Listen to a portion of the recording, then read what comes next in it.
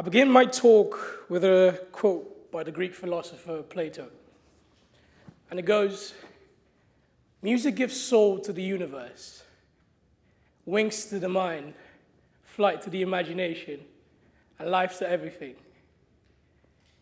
You see, a statement like that is expressive of how quintessential music can be to our lives. Key point, expressive.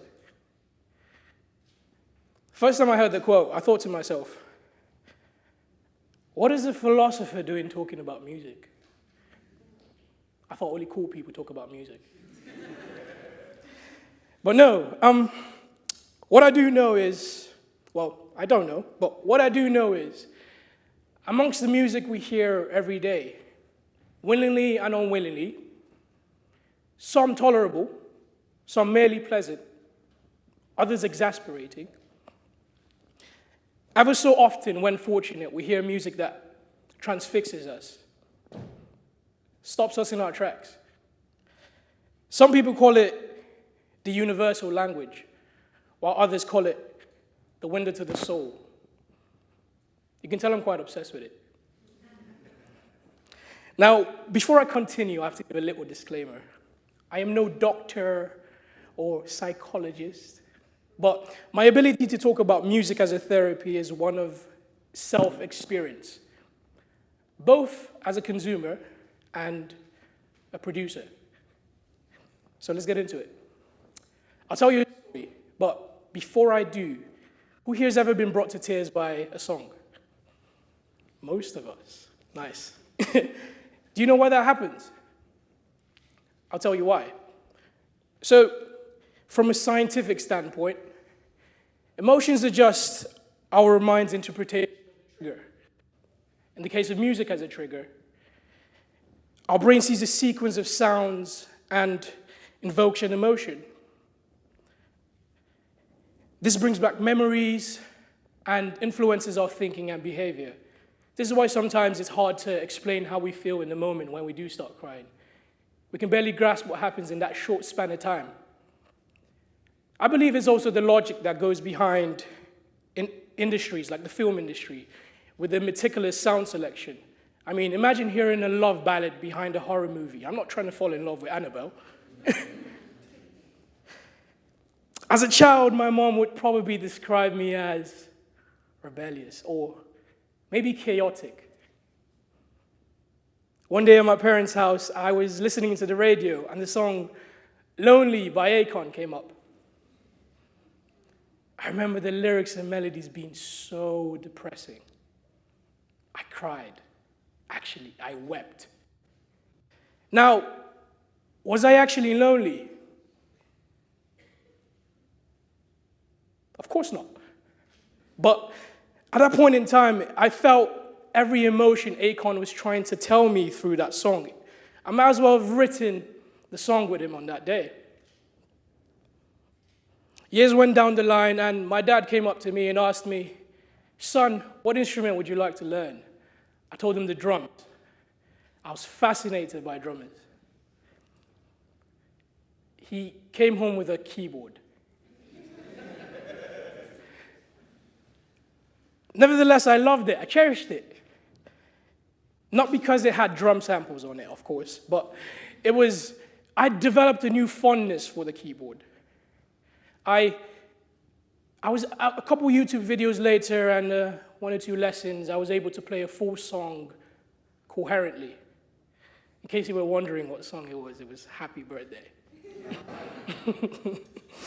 But no, as time went by, I got better. I was able to play at my school assemblies in front of about 1,000 students. I played in churches. I even played in one or two of my uncle's house parties.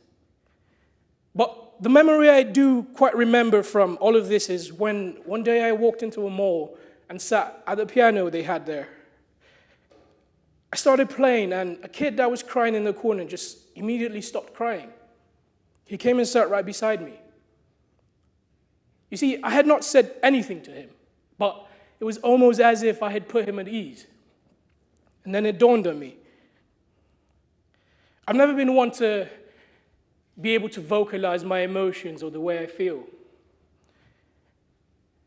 maybe because I just didn't have the words to accurately describe my emotions. Maybe I needed to read more books. Or no, I just needed a better way of getting things across. And I found out in music. The author Leo Tolstoy describes it as the shorthand of emotion. And I agree with him. Not because I couldn't find research to dismiss that statement, but it's because I've seen it as the only means for me to get my point across, get my emotions across.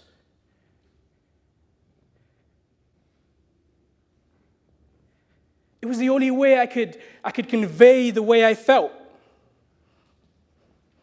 You see, if there's anything you leave here with today is, I want to encourage you to explore sounds that you've never heard of before, genres you've never seen. Some of us have used music as a therapy in some way or the other without realizing it. Going through a breakup and playing that one sad playlist. In the gym, going beast mode for motivation. Or even to make mundane tasks like cleaning and driving more tolerable. And I think you can start that journey today with one of my own productions.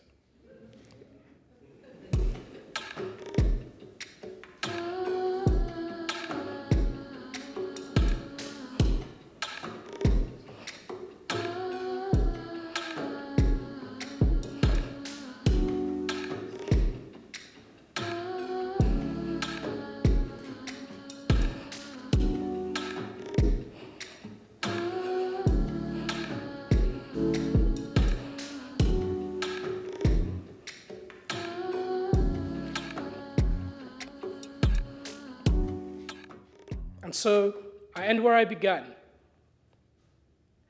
What is a philosopher doing talking about music? I still don't know.